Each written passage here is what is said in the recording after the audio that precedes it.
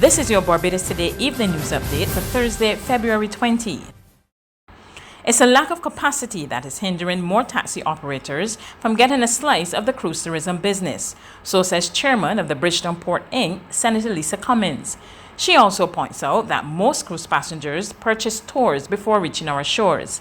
Senator Cummins was addressing a town hall meeting last evening at the Alexandra School in St. Peter to discuss plans for a cruise facility in Spicetown. We have 255 taxis that are licensed to function in the port, 255 taxis, 2 associations. We don't have the capacity necessarily to absorb all of the taxis. At the bottom of Broad Street, there are around, I want to say 32 taxis who also would want to be able to access the port. And every other week, you will have a newspaper article written about the challenges that taxi operators are experiencing with the port.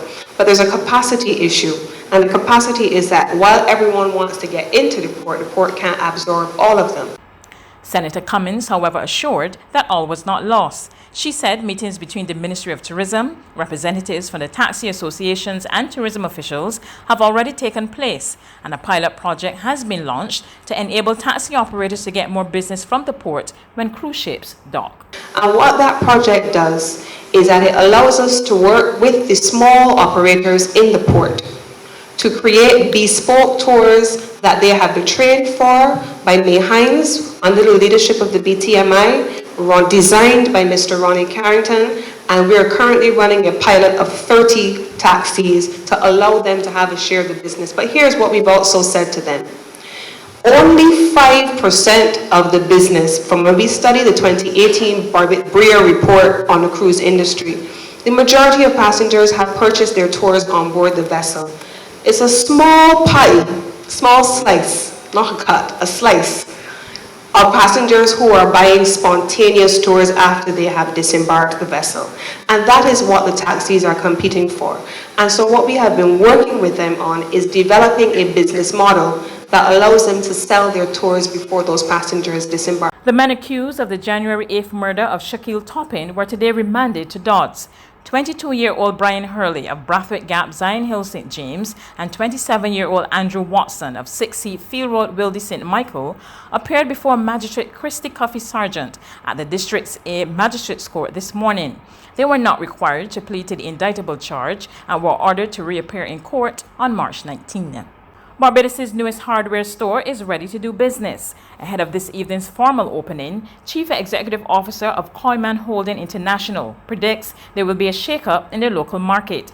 He told reporters existing players will have to up their game. There's going to be a pressure on the whole sector to lift up its level of assortment, pricing, services, etc.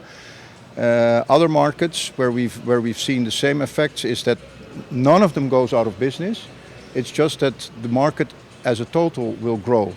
Where you have more supply in a different way, demand will also go up. So it's in the end the economy and the consumer and the contractor that will benefit from that. But we're certainly absolutely not looking to put any competitor out of business. And I think there's also always room for different concepts.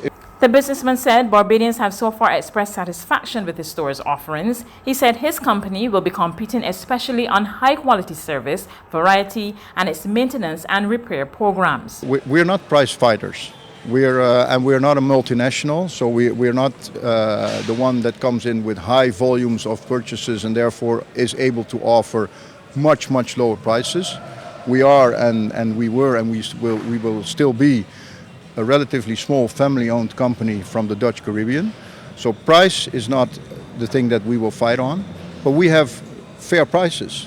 We offer relatively competitive prices, but again, as I said, I think the environment, the inspiring environment, the breadth of the assortment, the service we offer by knowledgeable employees, and also all the additional services that we offer, like mixing paint, transporting, maintenance and repair of power tools, etc. We have a whole list of additional services that we offer.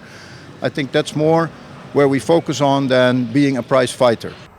More Barbadians are utilizing social media platforms to remain up to date on matters pertaining to natural disasters and emergency management. That's according to the director of the Department of Emergency Management, Carrie Hines, who was speaking to the media on the sidelines of a workshop aimed at building emergency management capacity within the public service. We've seen an uptick in terms of persons coming onto our social media channels, participating in a number of the events. And as you can see, today we have a number of persons here signed up and participating in the sensitization session. So as you push the information out there, I think persons are picking it up. You may find an uptick, and that's what we have seen in certain months of the year.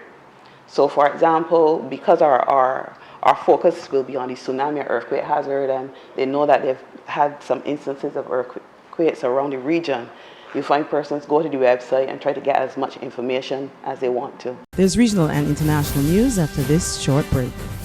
It's Festive Friday at the Bridgetown Night Market at Pelican Craft Center. Kick off the weekend this Friday from 4 p.m. to midnight with loads of food, drinks, and entertainment. Get ready for Crop Over with the Rhythm Roots Street Parade. Party like it's Kooyman Day on the street around Pelican Village with costume reveler, music, and more. It's Festive Friday. It's Festive Friday at the Bridgetown Night Market at Pelican Village Center from 4 p.m. to midnight. Admission free.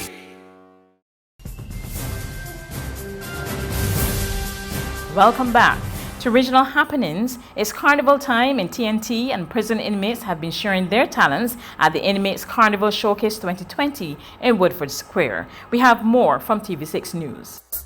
The chocolate she like bacchanal.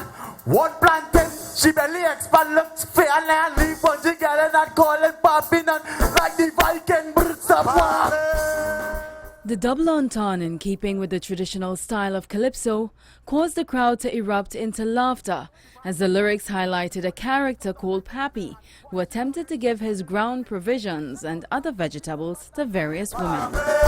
Susie don't want no more, I am more good, no!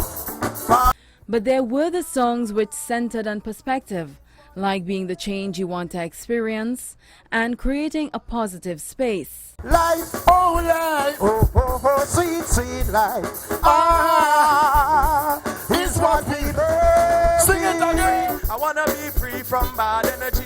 I wanna be free from ignorance and folly. I wanna be free. Crime among young people is what Fariaz Ali, an inmate at Carrera, decided to take on in his piece titled Reform TNT Youth. In it, there was a warning. I am begging the youth to hear my call, for I was a criminal, and all it profit me is a life behind prison wall. And there was also a word to the authorities about failure in the restorative justice system. The rules we using is still from 1838. It's time to bring the prison system up to date. Look at the crime rate in our country. Further afield, a U.S. federal judge today sentenced President Donald Trump's longtime advisor Roger Stone to 3 years and 4 months in prison and said his lies to lawmakers investigating Russian interference in the 2016 U.S. presidential election pose a threat to American democracy. Everybody sort of knows Roger. Everybody knows him. And most people like him. Some people probably don't. But I do, and I always have. And it's my strong opinion that the forewoman of the jury, the woman who was in charge of the jury, is totally tainted. When you take a look, how can you have a person like this? She was a anti-Trump activist. Can you imagine this?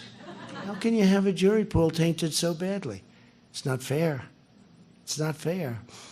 And you know, it's not happening to a lot of other people. Because you could look, I won't name names, but everybody knows who I'm talking about. What's happening over there? Nobody. Nobody. I know Roger, but a lot of people know Roger. Everybody sort of knows Roger.